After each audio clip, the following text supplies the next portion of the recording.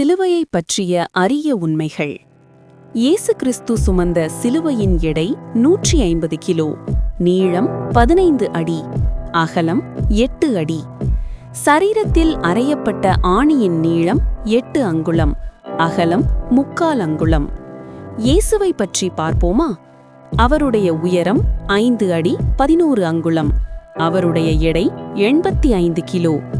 இயேசு கிறிஸ்து நடந்து வந்தபோது 3 முறை தடுமாறி கீழே விழுந்திருக்கிறார். 17 மணி நேரம் தண்ணீர் இல்லாமல் அவதிப்பட்டிருக்கிறார்.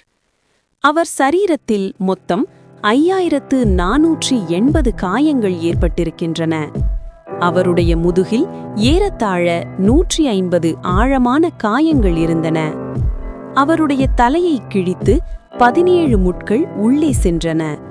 அவருடைய உடலிலிருந்து 6.5 லிட்டர் இரத்தம் கசிந்தது. இயேசு கிறிஸ்துவை எருசலேம் வீதி வழியாக 350 சேவகர்களும் 50 குதிரை வீரர்களும் இழுத்துச் சென்றனர்.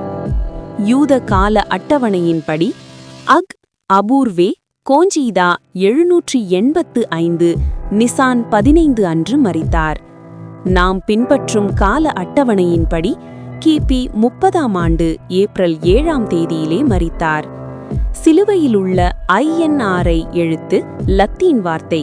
அதன் அர்த்தம் I ஈசஸ், N நசாரினி, R ரெக்ஸோ, I இதோனியஸ்.